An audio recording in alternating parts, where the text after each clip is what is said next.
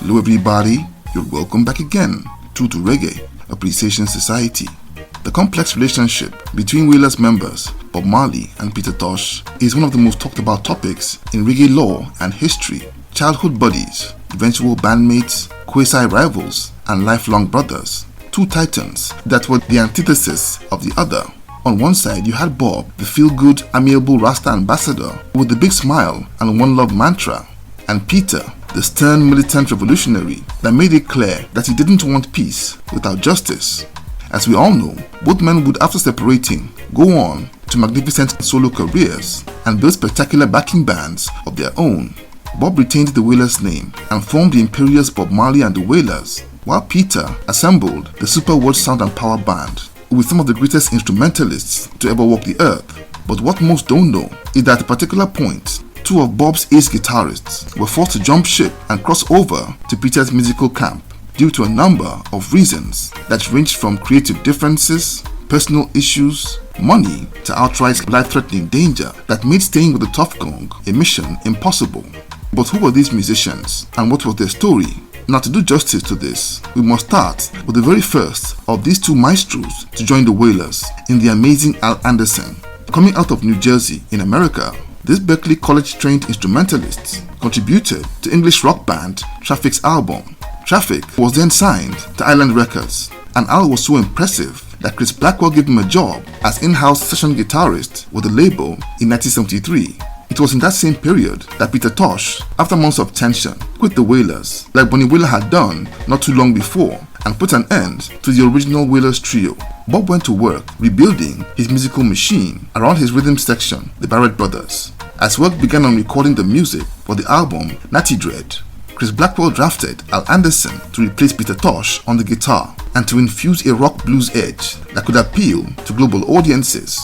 In early 1974, the then 21-year-old hopped on a plane from London to Kingston and straight to the studio to get into the thick of history in the making. His impact was instrumental to transforming the gritty energy of the Wailers sound to a more polished universal product on what was Bob's first solo assignment. His soaring emotional guitar solos was one of the highlights of the Natty Dread album, especially on the live version of No Woman No Cry and Rebel Music.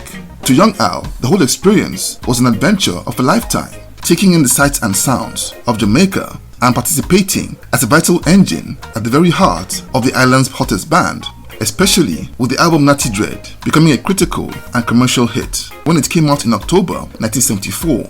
But as everything seemed to be coming together, the entrance of a new central figure in the Wailers team would turn everything upside down. Around the same time Natty Dread hit record store shelves, Bob Marley hired a man called Don Taylor to be his manager, a character that's been celebrated for his business skills but criticized for his ruthless streak of sneaky business dealings and greed by the members of the Wailers over the years. According to Al Anderson, Don Taylor introduced a different atmosphere that was exploitative and saw the band members getting more and more frustrated with the money they were getting paid, not to mention the politics that would divide the whole team. Al endured everything right up to the recording of Rastaman Vibration in 1976, after which he quit the band. He admired Bob and loved working with him, but was done with the whole situation with the Wailers and the manager. He was contemplating his future when a call came in that Peter Tosh was interested in meeting with him.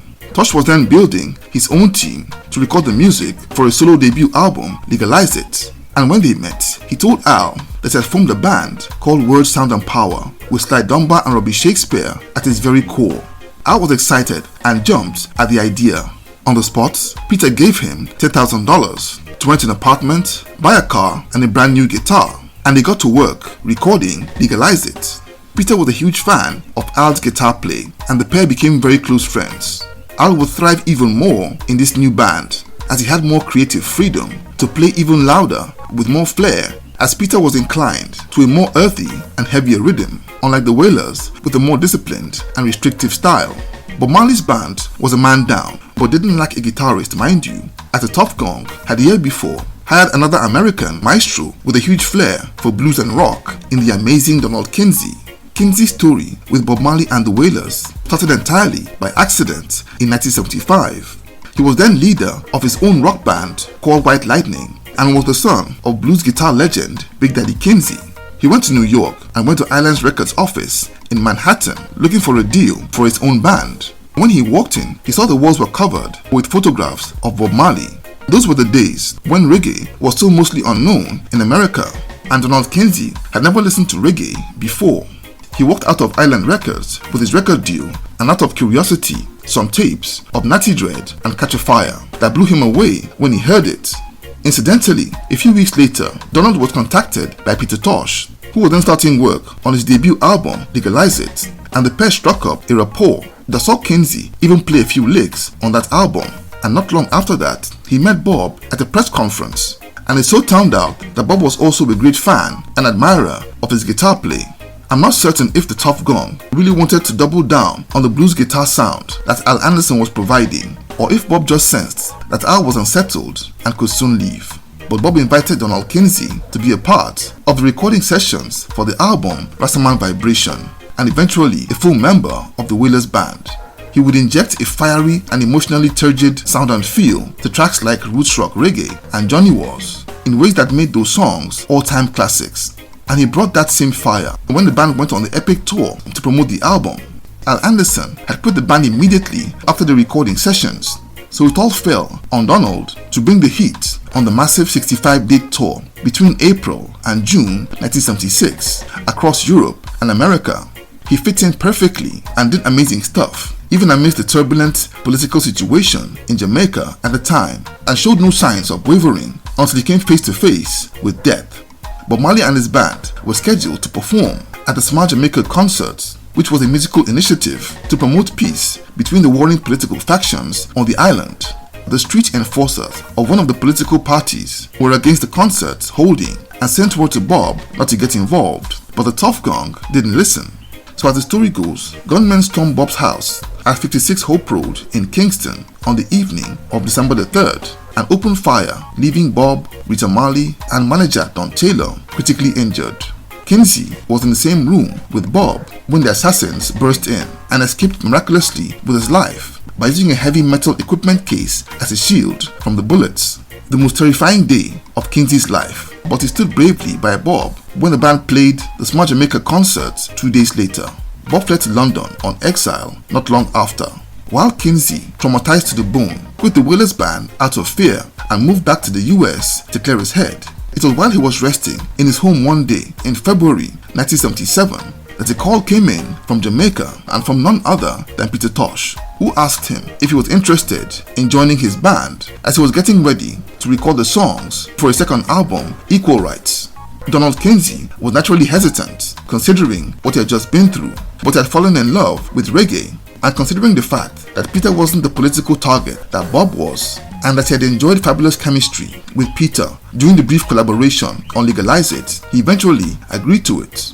Reggae fans have alluded to Bob reportedly having some reservations about Peter taking his ace guitarist immediately after he left him, but personally, I doubt it, especially as the Tough Gong happily took Al Anderson back in 1978 to pair him with Junior Marvin, who was brought in to replace Donald Kinsey while Bob was in self-imposed exile in England. I believe Bob by then understood Al's frustrations with his manager Don Taylor.